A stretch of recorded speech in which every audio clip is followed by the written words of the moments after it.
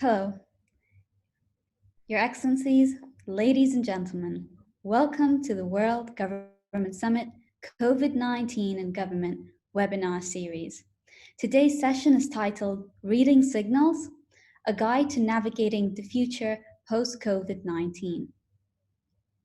Without further ado, I'd like to welcome our moderator for today, John Defterius, editor and anchor from CNN. Reem, thanks very much. It's a pleasure to be back with the World Government Summit, kind of in a very different environment because we're doing it virtually in 2020, which I think is actually extremely needed at this window of time. So thanks for the invitation. Thank you, John. It's great to have you. Yeah, Thanks for convening this. Just some opening thoughts about where we stand today and starting to shape a post-COVID-19 world, if you will. Is that going to come in the second half of 2020? Very unlikely. And the challenge is spilling into next year as well as we celebrate the 50th anniversary of the UAE in the latter part of 2021 and the World Expo. So everybody's trying to sit here today in a global context with participants coming from Asia, here in the region and Middle East, Europe, and the United States. How do we start shaping the world in a context that we'd like to have it? I'm thrilled to have in a conversation for the next hour or 75 minutes, Dr. Pippa Morgan. She is the former special assistant to George W. Bush, that would be Bush 43, and a member of the National Economic Council. Pippa, great to have you back at the World Government Summit. Welcome. Thank you. Thank you for having me. As you know, Pippa, we're going to go through questions, probably 30 to 40 minutes.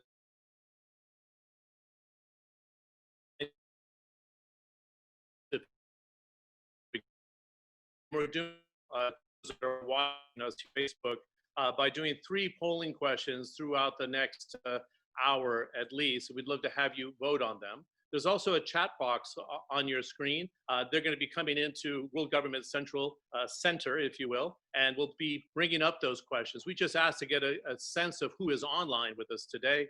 You can put your name if you'd like, put your organization if you feel like, but put your location, which is very vital, so we know in the context in which you're asking that question. So let's bring up the first, if you will, of 3 multiple choice questions. And I just want to do it so Dr. Pippa can get her head around the idea of what people are thinking at this stage before we have our conversation. So our first question is, in your opinion, what is the next biggest challenge as a result of the COVID-19 pandemic? Is it the second wave of the pandemic? And that's a concern that was raised even in the financial markets in my morning coverage on CNN today.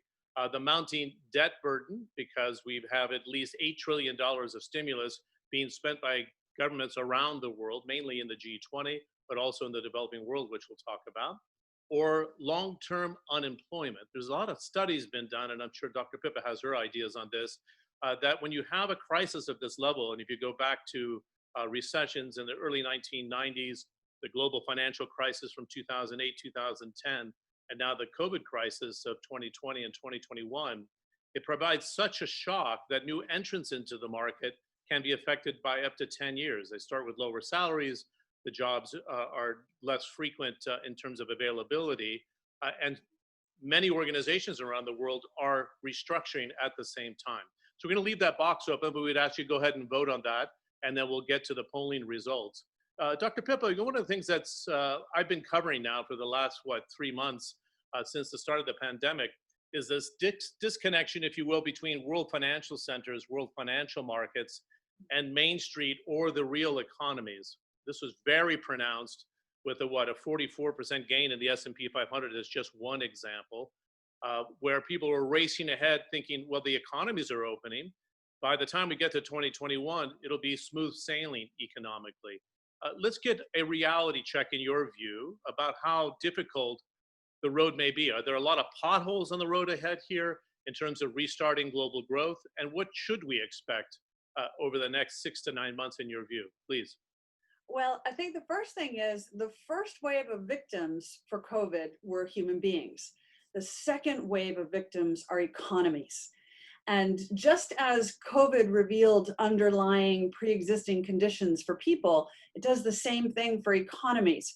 So we're seeing a lot of economies that are in trouble because they had too much debt, because they had insufficient cash, insufficient skill sets. So we still have to work our way through that impact. Plus, governments turned a lot of economies off, kind of believing that you could just turn a switch and they'd go back on again.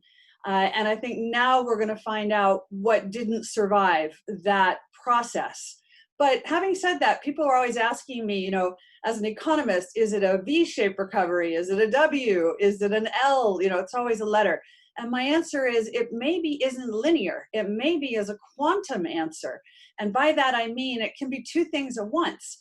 It could be that part of the population globally is so happy to have survived, a little bit like in the 1920s when the Great Gatsby came to life and people had survived the Spanish flu and World War I, and they had resources and they had means and they spent a lot. But there's another group in the 1920s that didn't have those things, and we had 40% of the American population at the poverty line at that time. So you can actually have both. Some people are going to do really, really well, like spectacularly well. And some people have slipped off the edge of the world economy and will have a hard time finding their footing again. It's both simultaneously. That's very interesting. Would you say that the financial markets and the real economy are going to start coming more into sync because people are just looking at liquidity, low interest rates from the central banks around the world and said, I can make a bet here because it's very obvious there's not a lot of other places to park the money. Are we going to start seeing that gap narrowing between the two realities in your view?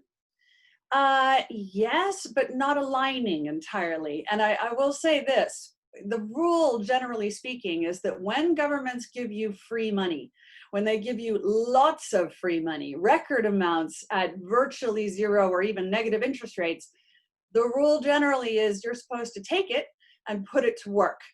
And remember, after 9/11, there was a lot of doubt. After the financial crisis, a lot of doubt. This time, a lot of doubt. But generally, if government give you free money, they're telling you, go put it to work. Go create a business. Go invest in something. And I do think the record amount of cash, as you said, it has to go somewhere. And I think the easiest place that it ends up in will be stock markets and equities, because people are worried about the incredible debt problem that now exists globally. And so they won't feel as certain about bonds, and they'll look for hard assets like property, and they'll look for equities that will tend to be a beneficiary of that kind of environment. So again, I would add one more piece to the puzzle. One thing COVID has done is brought forward a level of digitization of the economy that was supposed to have taken 10 years to occur. And instead, it got compressed into 3 months. So the stock market is discounting that incredible efficiency gain that is definitely real. Of course, there are a lot of people displaced by that efficiency gain, and the stock market investors don't view that as their problem. And so governments will have to address the slippage and the people who, like I said, have slipped off the edge of the world economy. Good. We're also making an assumption that, for example, if you use the United States, we saw slight improvement, but unemployment of 13.3% in the context of an economy that usually runs at a 4% unemployment rate. Will this be stubbornly high even going into the end of 2021? What are you expecting in terms of rehiring, the ability to snap back? The labor laws are pretty flexible. What do you expect, Pippa? So I do think it's going to take a little time, but I expect at the same time we're going to have record numbers of small businesses and startups launched.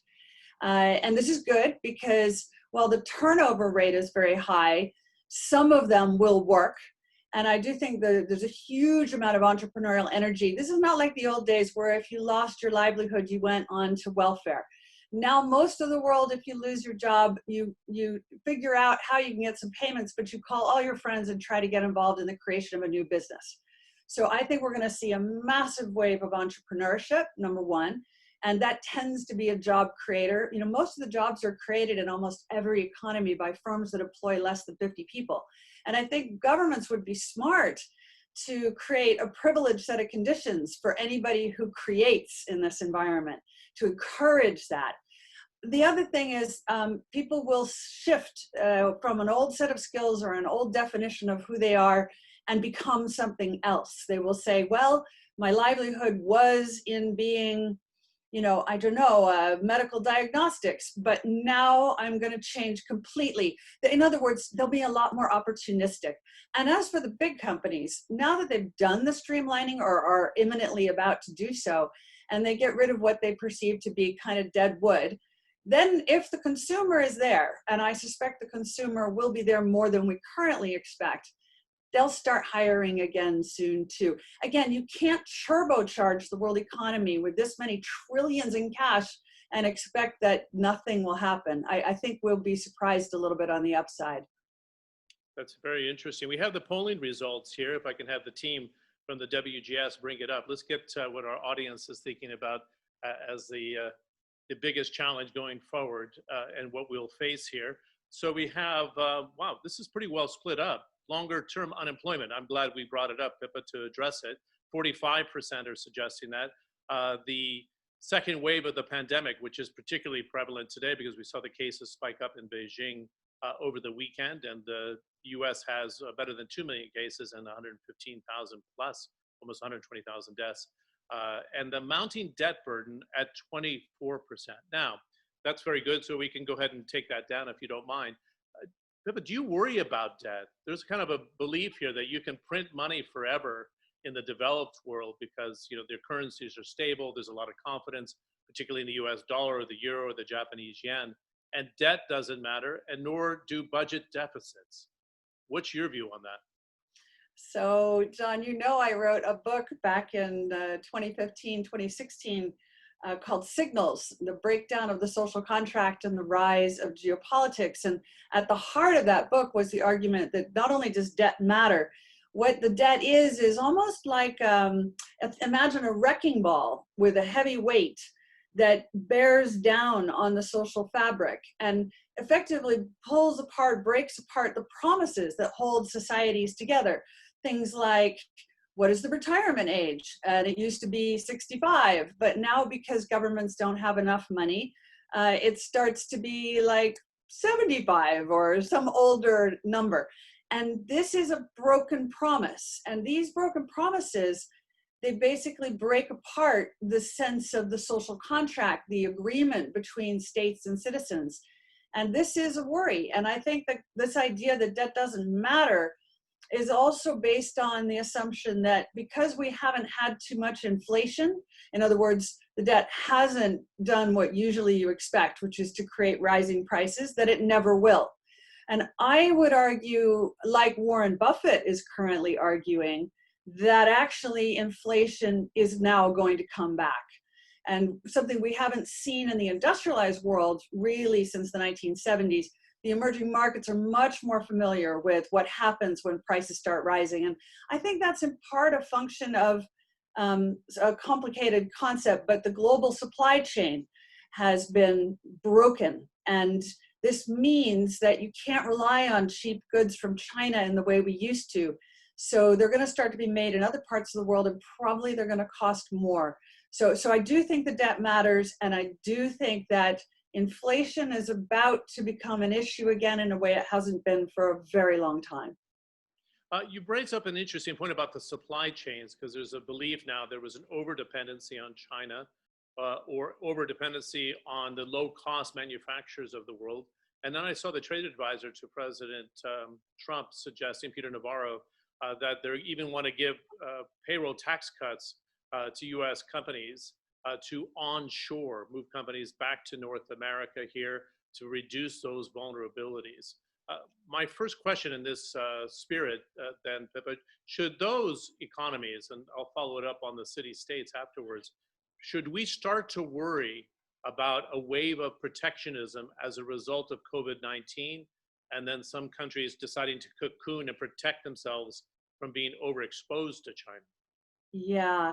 Well, first, let's start with when we say the supply chain is broken, it's broken at both ends, meaning it's the China end is also not buying and not wanting to sell internationally. The West end, call it the United States, is not wanting to buy and wanting to relocalize production. And I think this is really important because we're going to change the definition of globalization now. The old definition was basically all the jobs and production went to China. The new definition is all the jobs and all the production are going to go everywhere.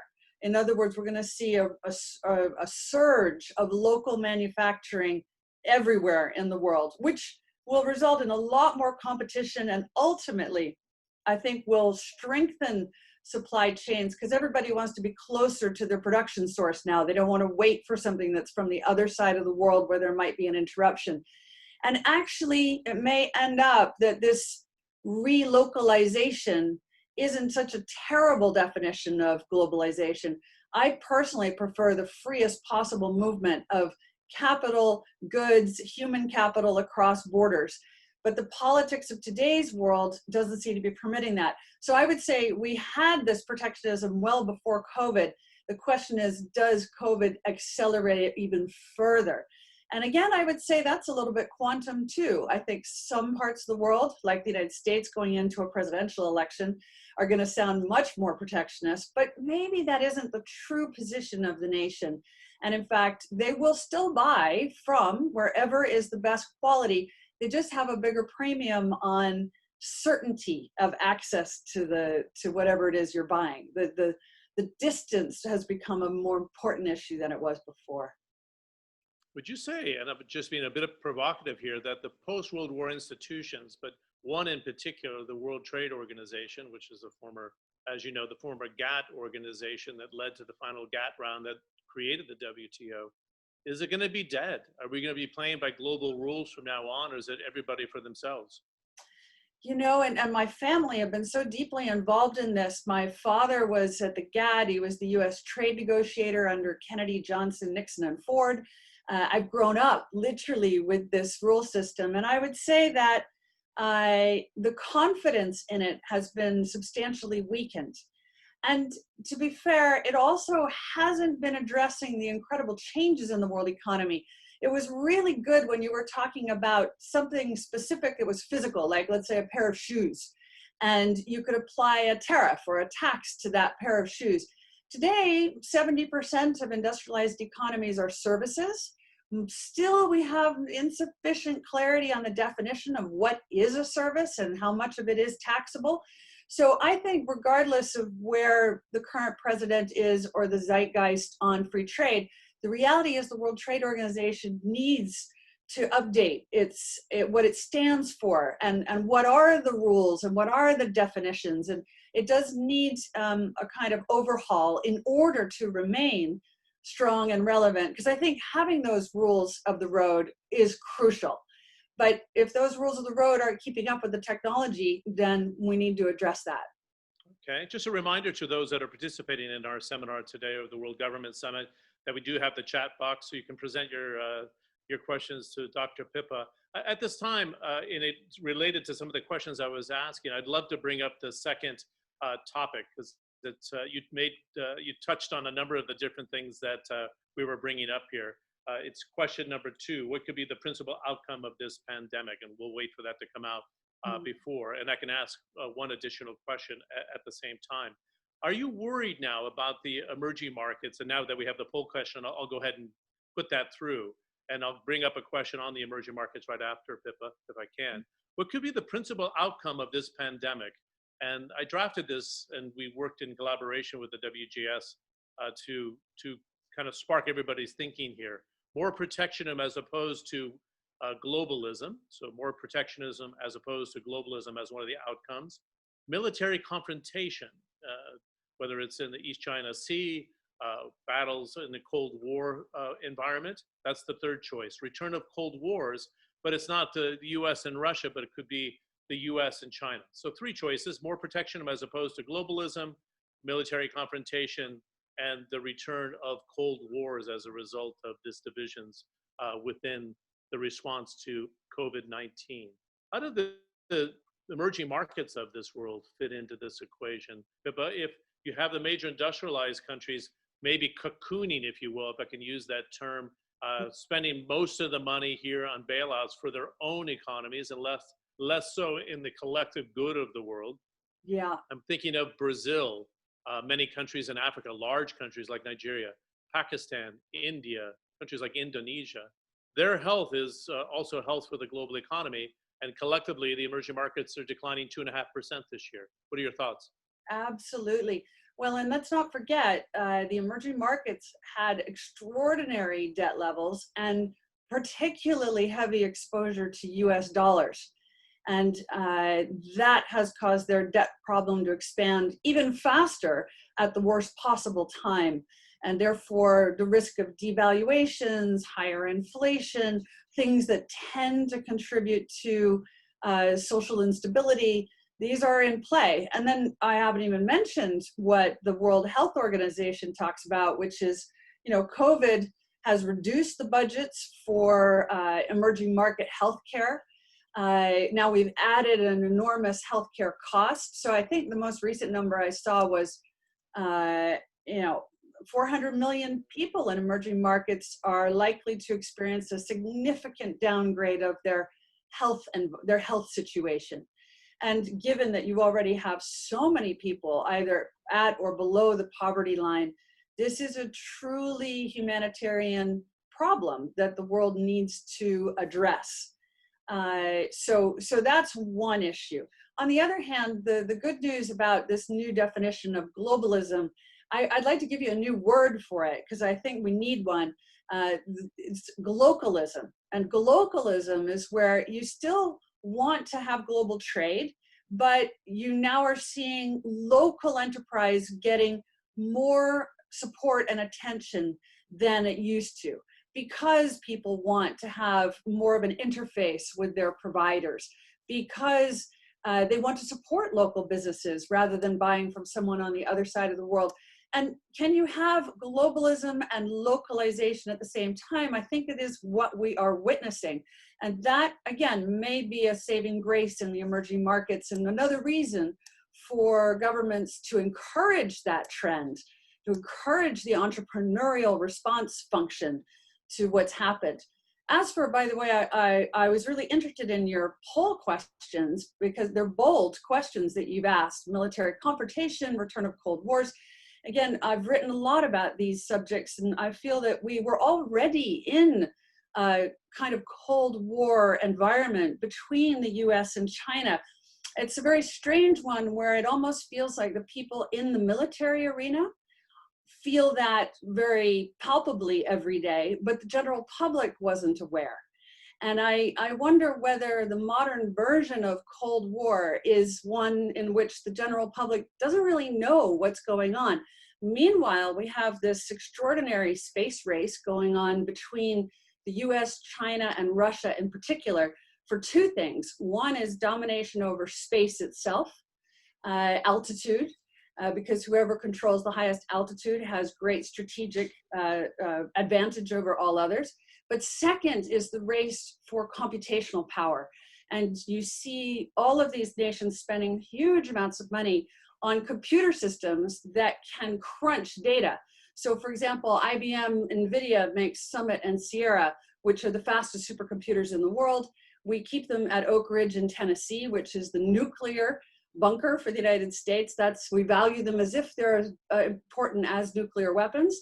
And it's said that Summit can calculate in 1 second what takes a human 6.3 billion years to calculate. I don't even know how you come up with a number like this, but the point is, that's all about breaking the other person's codes, right? This is a world where the Cold War is occurring in a way that's not visible to the general public, but it's the new defense spending is going on computational capability. Okay, let's see if we can get those poll results up. I'll wait for them to pop up, but I wanted to ask you about this thing with the Cold War. Yeah. Is China really a threat that the US was suggesting? But let's take the poll numbers here. This is interesting. What could be the principal outcome of this pandemic? More protectionism as opposed to globalism. So exactly what you were talking about, Dr. Pippa. Number two, the return of Cold Wars is a concern. Low risk, according to our audience, of a military confrontation. Do you think there is a risk of a military confrontation? Does anybody want to do that in the early part here of the 21st century, Pippa? Yeah, well, I don't think ever in history does anybody want to do these things. The question is whether the circumstances are right for them to occur. And often it isn't deliberate. It just kind of you slip into these things. So, things like the tension that we've witnessed between China and India on their borders, which seems to have accelerated in this environment. And again, not because of COVID necessarily, but it's a contributing factor. And it definitely has distracted people from what they might normally have been paying attention to. Anyway, the thing about militaries is that when you have high unemployment, the military can easily become a full employment policy. It can become an easy way to reintegrate people into society. And I would be concerned to see that. I would so much rather see a world where governments encourage the entrepreneurial response function rather than the nationalization of the labor force. But these are trends that governments need to be aware of and pay attention to. What are they encouraging, either overtly or inadvertently, by their policy choices on unemployment? Okay, very good. We have a lot of questions coming in. I'm going to start turning to those in a moment, but I wanted to present a quote from an article from Richard Haass, who's a U.S. foreign policy person that I'm sure you actually have interfaced in your career with. And just pulling one quote in about the context of the lack of U.S. leadership in his perspective, particularly during the COVID-19 pandemic. And I'm quoting him here, the problem is that much is happening in the world that calls out for American attention, and the world is not getting it. That people would like to lean on America, but at this stage, the US President Donald Trump has a different agenda. We have issues with the racial divide and protests throughout the country that have actually spread outside the American borders. Is there a real risk here that US loses its position in leadership as a result of the ultimate global test that it's not up for or not? So the leadership question is very important right now, especially because there's a perception, and all the polls show, that there's a breakdown in the competency of leadership across every category: government, corporations, religious organizations, community organizations. There's a feeling that leaders are not getting it right. So what I would argue is that we've seen a series of American presidents who've arguably been less and less interested in the international environment. The president that I worked for, George W. Bush, was accused of being not very interested in foreign affairs. President Obama that was not a high priority for him. And certainly this president is definitely not focused on international affairs. So I don't know if it's this particular leader or whether it's the United States in general has been shifting its stance for a while. The other thing is, as an American who worked for Ronald Reagan, as my first job out of college as an intern, I remember then that Ronald Reagan at first was seen as a joke and not very serious and not the kind of leadership the world wanted. And then when he left office, because of the rapprochement with the Soviet Union, and Gorbachev was then hailed as a great leader by many. So I think the thing is, the world is an interesting place, and I've lived outside the United States almost all my adult life. If the US is highly active and interventionist and exercising leadership, the complaint is, why are you getting involved with our stuff? And if the US steps back and says, we don't want to be involved, everybody says, wait, come back. And so finding the correct balance that's the question. How much does the world want? And how much is the US willing to give? And right now, we happen to have a president who's not very interested in this, but I don't think that reflects necessarily the American public. And the American public tend to take a strong interest in the condition of the planet at large. Good. Okay, I'm going to take some of the questions and I'll circle back on some of the points you just raised here. Let me get a question here from Argentina. Is sovereign debt default contagious, especially on external debt? Could Argentina, for example, lead a cascade of emerging market debt defaults? And what would be the impact of that? I can remember the 1980s and the Latin American crisis. I'm sure it was the early days of your career as well. Yeah. It doesn't seem to have that a contagion effect today, because everybody starts to look at countries in isolation. We become more sophisticated with the data and the information coming out of countries.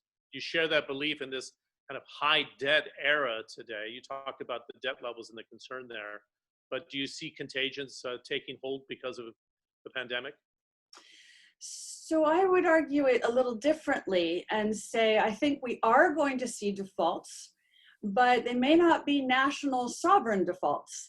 They may be, for example, forgiveness of student loans in the United States, which is a huge category of debt. I mean, quite significant for the economy, with a massive material impact on, anybody under the age of 40. And if we got some kind of forgiveness on that, which is increasingly sounding likely, technically it won't be described as a default.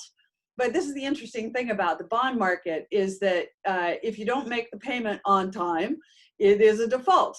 So the question is, how will governments default but without saying so?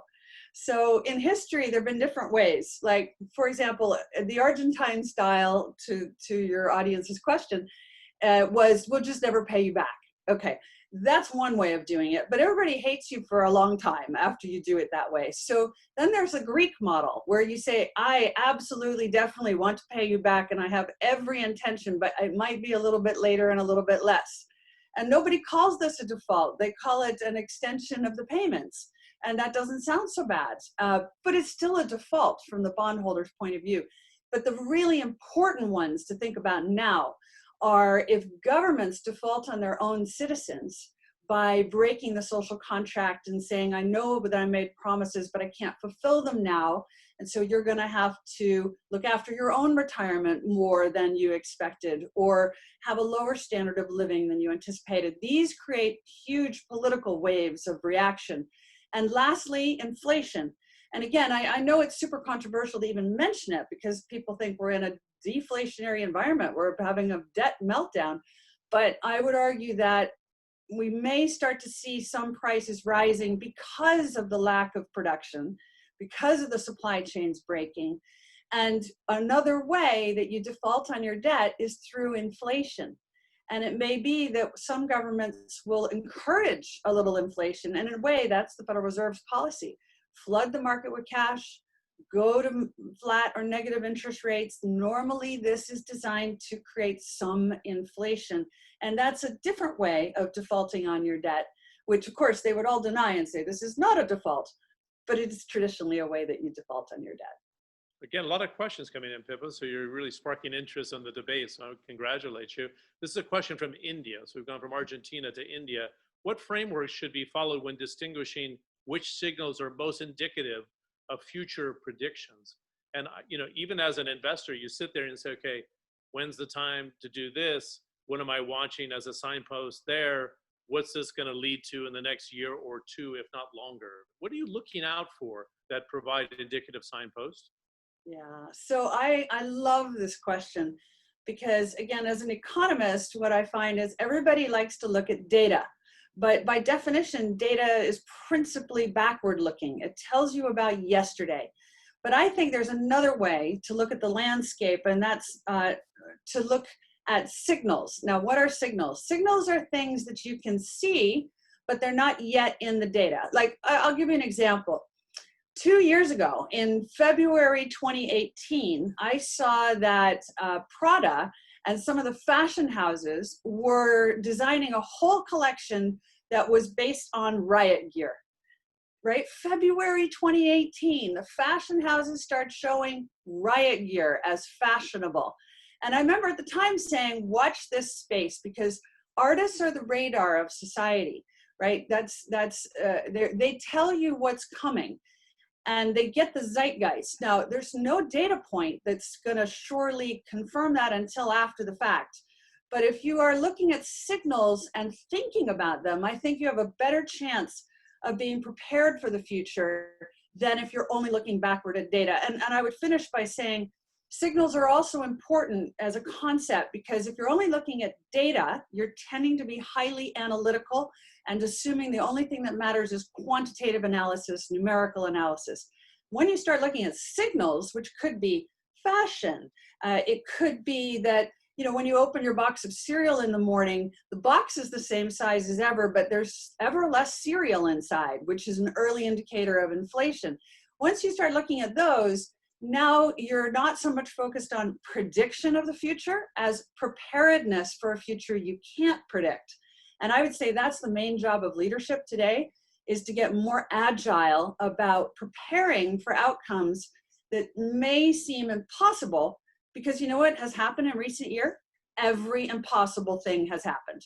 So let's start playing with the idea that the impossible is probable, and that means signals matter more than data points. Excellent. In that vein, there's a question here from the UAE, which I thought was provoking. How have policymakers navigated through mass uncertainty in the past? And what can we learn from them? What signals are the most apparent to you during this COVID-19 pandemic? So let's break this out, because I was thinking when I read this question before I asked you about the fall of the Berlin Wall. And I remember I was in my 20s and covered it, kind of grateful that I had the chance to do so. But I remember at that time, Pippa, and I'm sure you'll think the same, whether it was Helmut Kohl or his counterpart, Moderator from East Germany, Francois Mitterrand, Margaret Thatcher, George Shultz, James Baker, even Gorbachev, everybody, you knew that the ship was going to stay sailing. You didn't think it was going to sink. I don't get that feeling right now. And is it because we're compressing time with information? We have social media layering information every single day, so it's hard to lead. How do you make comparisons today to the recent past? So one thing that has happened in the interim is the volume of information has so dramatically increased that no one person can know everything anymore. So in those days, you assumed the President of the United States or the leader of Russia or the Soviet Union would actually know what was going on. And you had a trust and faith in that. Today, because of something that Buckminster Fuller called the knowledge doubling curve, he said, you know, he was the engineer that created the geodesic dome. And he said, you know, in 1900, the rate of information increase was doubling every 250 years. By 1945, it was every 25 years. IBM estimates today in 2020, it doubles every 12 hours. Now, in that world, it's really hard to make sense of things, and you're not sure who or what you can trust. And so instead of the trust falling on people, the trust is more falling on sources. So, because it's a bigger pattern to identify. So for example, in your world, you know, there's a whole community of people globally who totally trust CNN. And there's another community that totally trusts, say, Fox News, or another community that totally trusts, and fill in the blank, the BBC. But each one has their opponent as well. So I think part of it is that it's hard to trust an individual given the volume of information, and individuals haven't proved trustable with that. So now almost the brand that delivers the information has become a more important driver of confidence. But fundamentally, what we're witnessing is a heavy breakdown of trust in leadership. Do you think we're going to break this 1% uber wealthy, or even the quarter or 0.5% of the uber wealthy that control so much wealth around the world? It varies from country to country, but the level is astronomical. You see the voices with the Black Lives Matter, minorities not getting their fair share in many, many corners of the world. It's going to be a seminal break, both with COVID-19 backed up with the racial protests that we see, that actually leads to lasting change? Or is it a lot of noise for a month and we go back to business as normal? It doesn't feel like the latter. No, I don't think so at all. And again, this is back to my point that COVID reveals the pre-existing underlying conditions. And another pre-existing underlying condition, in addition to debt, was also racial inequality, and also inequality of opportunity. And I think that we cannot be surprised to see when people have been told to stay home and have a fear because they don't know, are they going to have a job? Can they make a living? You know, the United Nations considers it torture when you put someone in solitary confinement for 72 hours, let alone, you know, the long periods. So during this stretch, you've had fear, you've had anger, you've had uncertainty. And now everybody comes out and says, by the way, I'm mad about my situation. I'm mad about things that haven't been fixed for a very, very long time. That pre-existing condition is no longer optional. It must be dealt with. And I think that is what's happening. It's a kind of global renegotiation of the social contract. And while that's a hard thing to go through, I'm hoping that we actually end up with a better social contract with greater equality of opportunity at the end of it. But it's hard to get there gently, and that's what we're witnessing in many parts of the world. It's not only in the United States. This is a global phenomena for sure. Good. As we've dug in, and I've been honored to be part of the World Government Summit for years now, they also try to pick out trends that could be damaging over a period of time. For example, we heard 2 years ago from the head of the WHO about preparing for the pandemic. And nobody likes to plan ahead in government, particularly on election cycles, and we got floored by COVID-19. The second half of the question that we have from our audience was saying, what impact will this have on things like funds for humanitarian issues like refugees and the crisis that we see, for example, in Yemen and those in Africa? Number two, travel and tourism, which is so important, as you know, in the emerging markets. It could be anywhere from 10 to 15% of GDP for a different economy. It's very important to the Middle East and North Africa. What's the spillover here? Is this going to be a lasting jolt on the willingness by governments to give for issues outside your nation? And are people going to be cocooning for a long period of time and not explore these beautiful countries around the world that are trying to offer themselves as a destination? Yeah, I think this is a really crucial point, and you're right. 10% of global GDP comes from travel and tourism. And it's not just so simple as that. This is the movement of human capital for problem solving. And so when they're not doing that, that means problems aren't being addressed and solved in the same way. You know, I personally have been part of a company, H Robotics, that is making autonomous vehicles that help you see your asset on the other side of the world without having to go there. And so I do think there are ways in which we'll have greater capacity to know, and that means to give value to different parts of the world. Same with refugee camps, to know the situation and not to be guessing from a distance. So I think that helps, but yeah, it's definitely when you tighten the purse strings, then something has to give. And this is more likely to be an international thing than a domestic thing because of the way politics works. But at the same time, one thing COVID seems to have done is enhanced our understanding of the universal, that this is something that affected everyone. It's not, you know, a particular country or you know, it's everyone has a vulnerability. And I do feel like it has raised the awareness of our humanitarian side. And I do think there's going to be a lot more time and energy spent by those who do have resources on addressing this imbalance. My personal view is that if we want to fix the inequality in the system, the fundamental problem is we have to increase the mobility so that people who don't have contacts or resources or education are able to move up the ladder. And one trend that was in place before COVID that I think is now wildly accelerating is the hiring of people who don't have a college degree, hiring them much younger, you know, 17, 18, 19-year-olds, and training them in-house. And I do think that this is a good trend. Much as I appreciate the high education I had, it's not everyone's path. And that we should open the door of opportunity more widely and not have it exclusively for people who had the privilege of a particular type of educational background. Okay, we have fantastic questions coming in. This is a question from the Kingdom of Saudi Arabia, and I'm glad it was brought up because it was one of the topics I wanted to talk to you about anyway. Yeah. And that is, what are your thoughts on the future of the UN Sustainable Development Goals, the SDGs? which are kind of knocking on the door in 2030. And there's so many different touch points in the energy sector, renewable energy, the energy transition, the access to water, women in the workforce. Is this going to slide off the radar because of COVID-19 for 2-3 years?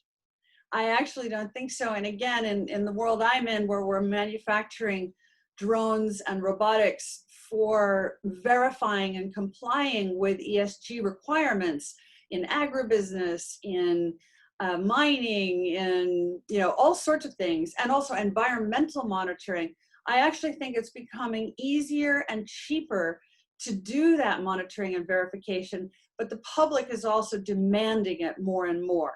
And we see activist groups forming, like, for example, the Church of England Pension Fund that created a club of, I think, $13.5 trillion worth of investors who said to every mining company, unless you manage your toxic runoff more safely, we're not putting any money in your share price.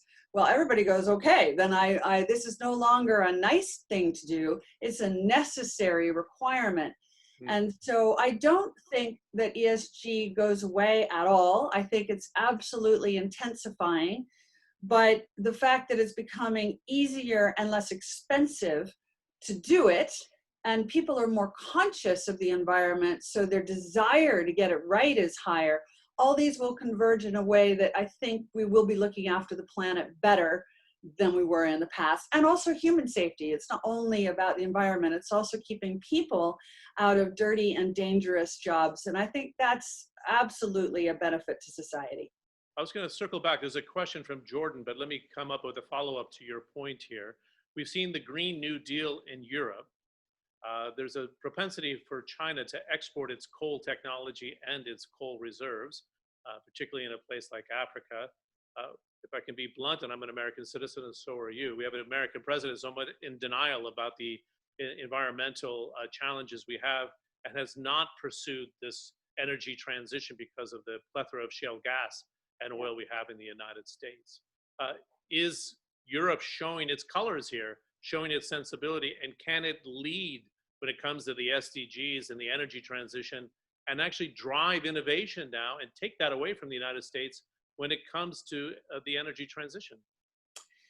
I think the single most important thing for this energy transition is the oil price.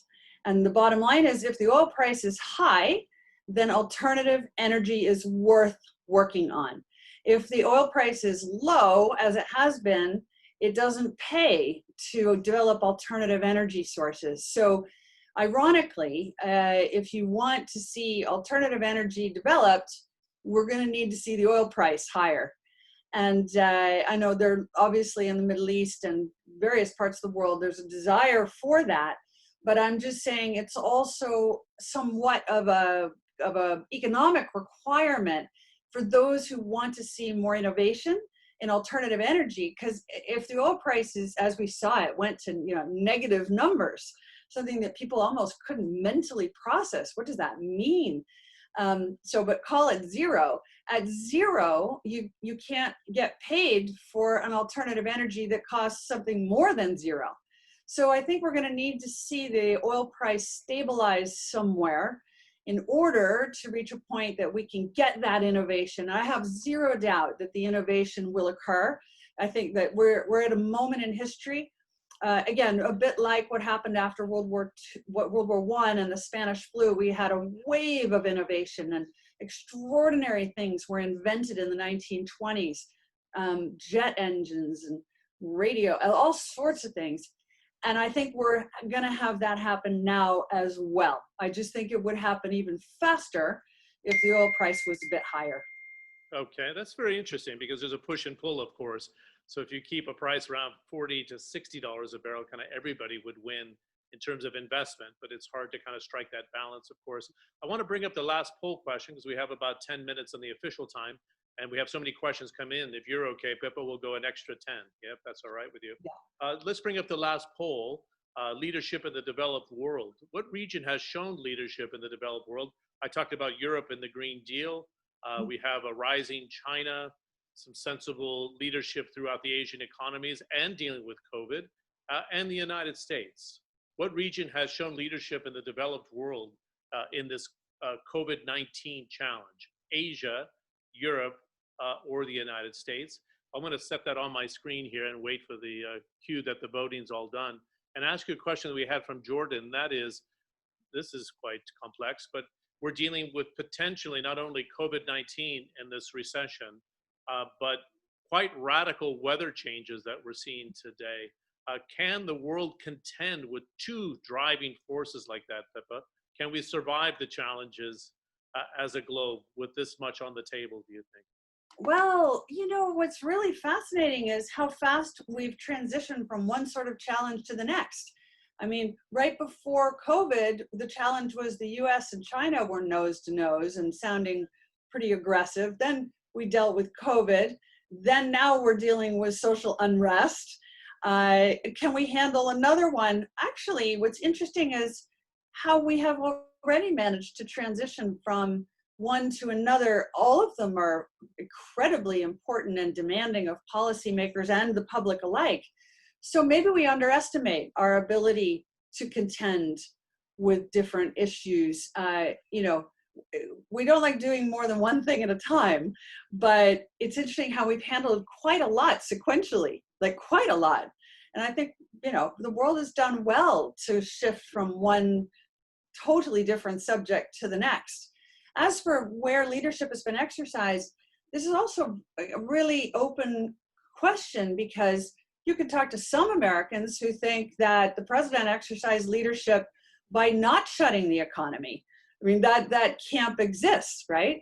And there are others who believe that he exercised poor leadership by failing to shut the economy. Same in Asia. Korea seems to have done a very good job. In Europe, Greece shut the economy down almost immediately, way before anybody else. Their leadership somehow clocked that this was really serious, acted, and as a result, they've had very few deaths and they contained it very quickly. So I think the honest answer is we're going to be questioning and dissecting who did a good job and who did a bad job for years to come. And we still don't have all the data yet either. And the story has not ended. We still don't know what the end of COVID looks like. Right now in the West, we're in the summer months and it's beautiful and sunny outside. So let's see what happens in the autumn, and whether that turns out to be a more aggressive version, a less aggressive version. Nobody has any data points to go on. It's just a guess at this point. Okay, let's see if we can bring up the poll results, and I'll respond when it does come up. While we have these topics coming, I think the voting has closed. Can you see that, Pippa? What region has shown leadership in the developed world? And I would imagine that would include China in that mix. Asia is going to probably recover faster because of COVID-19 vis-a-vis Europe and the United States. But 76%, Pippa, what's that tell us about the shift or the tilt east to Asia? And perhaps this is the Asian century. What are your thoughts? Well, and this is part of a bigger phenomena, and I was asked about this for the last decade, is, who owns the future? Is it China or is it the United States? And my answer is, why are we always asking these binary questions? Why can't both the United States and China succeed in this world economy? We really need both of them to do well. I mean, we have many countries that succeed simultaneously. So why is it always an either or? I think it's an and. And we would do better if we were happy about the fact the world economy can sustain and outcomes. I think the way China progresses its economy is very different from, the political model and the business model are very different from the one deployed in the United States or in France or in Kenya. I mean, and the thing is, we're supposed to have a diversity in the world economy and diversity of thinking. This is the key to success, is that we're not all in lockstep following exactly the same model. But I do think that the direction China's going in is less export oriented because the demand has changed, more focused on the domestic market. And you can kind of see it. A signal that I see is more and more Chinese goods, particularly electronics, arrive with the instructions only in Mandarin, right? No English instructions. And that kind of tells you they've already decided they don't really care about selling to the United States. Again, how many Americans are going to be bothered trying to figure out the instructions in Mandarin? Not many. And similarly, the United States, how often have Americans issued the instructions in anything but English? Well, more so in recent years, right? You buy an Apple iPhone, it comes in, I don't know how many languages. You get this long list of languages to work with. So maybe America is becoming more international. We just forget that because we have a president who doesn't think that way. But maybe the country is more international. Maybe China is becoming a bit more domestic in its orientation right now. But again, both can succeed in their own way. Okay, we're coming to the close of this, and I wanted to finish on a positive note, but I think I'd be remiss in asking you, what is the biggest risk as a result of COVID-19? What keeps you up at night, if I can say that? Are we going to hit like such a wall economically in the road to recovery with unemployment? Is it going to be debt? Is it going to be inflation? Is it going to be a clash of the titans, 1 and 2, US and China? How do you see it? I think that the real thing is fear. As humans are fearful of the future and afraid to take risks, afraid of bad outcomes, this inhibits your ability to get things done. And so I would like to see a world where people said, you know what, let's just try. And I do think that energy is everywhere in the world. And this is what will bring us into recovery out of the situation. But fear that makes you not try, that's a problem. And so, you know, when the media talks about, you know, the world economy is going to spiral into depression, not helpful, because you know what? There's no certainty that that's definitely true. And I personally can see that everybody who's switched on is actively working to build or to restore a business. I think the entrepreneurial energy is off the chart, and it's now turbocharged with billions of dollars of government money floating around in the world economy. In fact, trillions now have been released one way or another. Is that going to work? Again, if you bet against it after 9/11 and you bet against it after the financial crisis, maybe you should stop betting against that. It's a profound choice. We had a question that came in here, which I thought was an interesting one as well. And it'll be the last field question, then I'm going to give you one more question from myself here. How does Dr. Pippa evaluate the strength and opportunities in the US-UK labor market? And what's the biggest threat to it? And I just wanted to add a gloss to it. Should we have a bigger heart in America and the UK? Is our labor market too liberal and the mighty fall too fast? They get rehired faster, but it's such a painful dislocation in something like this in COVID-19, where you see the European Union, the social democratic model, where the government plays a bigger role, it smooths out the edges, gives you supplemental incomes.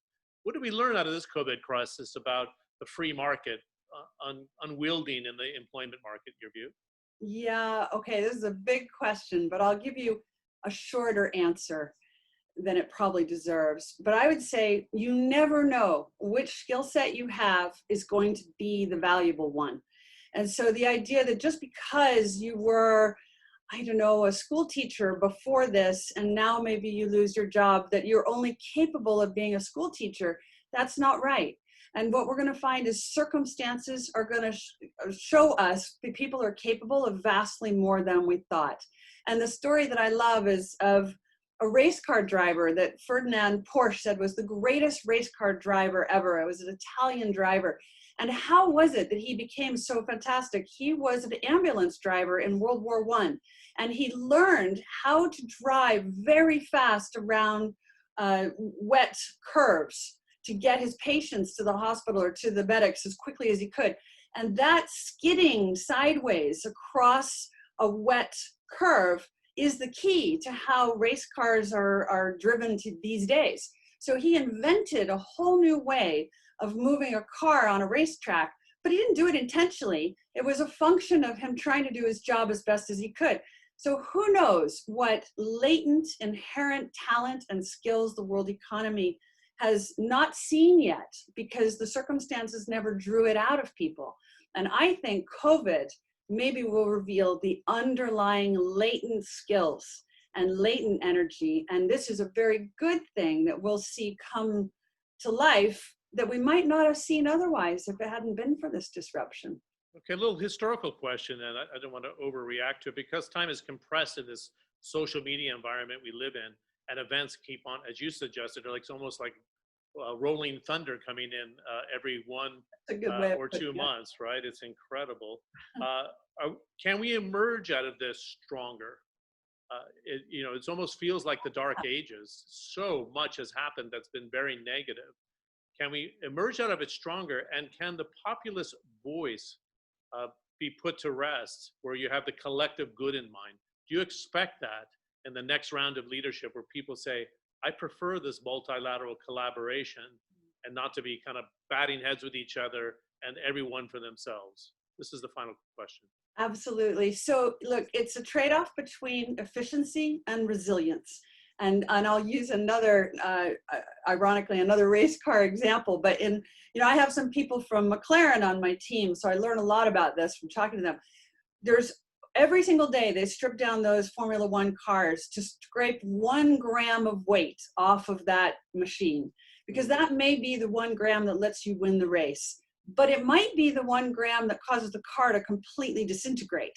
And you don't know where that point is until you find it.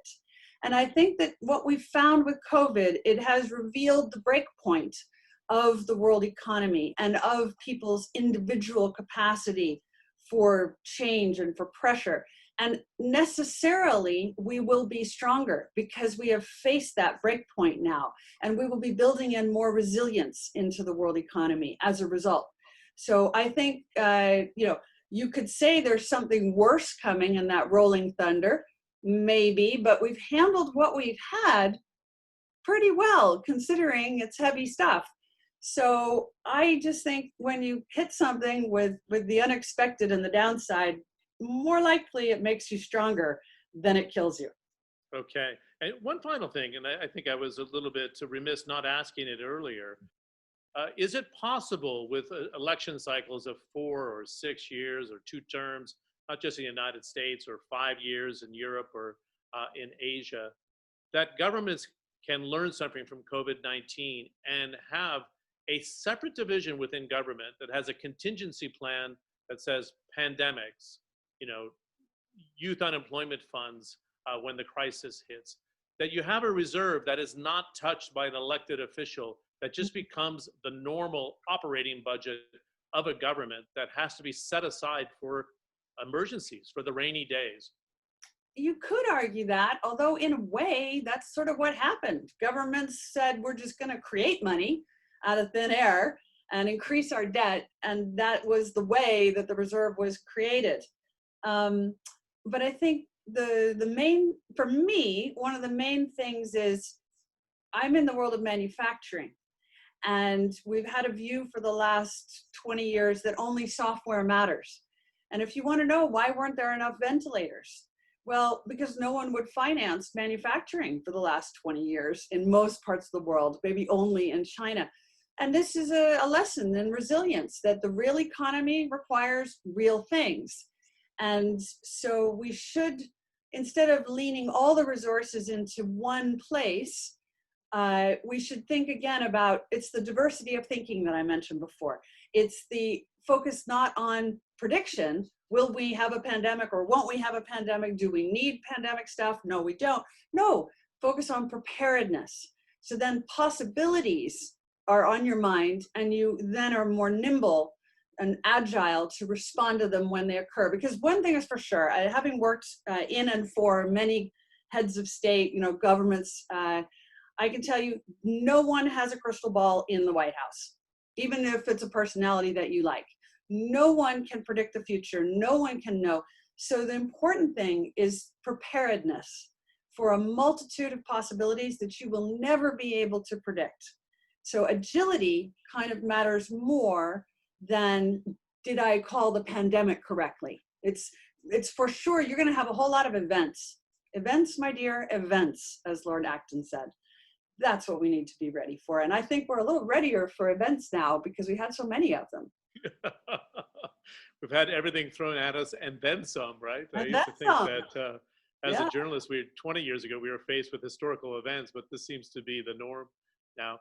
Dr. Pitt, we've never met in person, so the next World Government Summit, I hope we can grab a coffee together. You're superb. That was triggered by the number of questions that we had coming in from our audience. Those questions came in from Asia, from the Middle East, from Europe, Latin America, and the United States. So that was terrific. Thanks a lot for your time. It's a pleasure to meet you. Yeah, thanks again for all the questions. You must be exhausted because I think we threw 30 questions at you in an hour. Reem, Thank you. yeah, really a pleasure. And this is the sort of quality that we like to have at the World Government Summit. Reem, I'm going to hand it back to you. I'm sure Pippa would like to congratulate you as well. But thanks a lot for the great organization behind the scenes, because it's not easy to pull these things off with no hitches whatsoever. Thanks again. Thank you, John. Thank you, Dr. Pippa. I think it's been a really insightful session, and the engagement's been quite profound. I think I'm going to leave today with this session saying one simple thing, that with every crisis comes opportunity. And I think, yes, the crises might have come at a rapider rate, but I think collectively, and I think that was really an important thing during the session, collectively, there's a winning share for everyone in this global market. So I look forward to everyone even tuning in for our further sessions down the lane this week. You can find it online, but Dr. Pippa and John, forever thankful for such a lovely session, and stay safe and take care. Great. Thanks again. Thank you.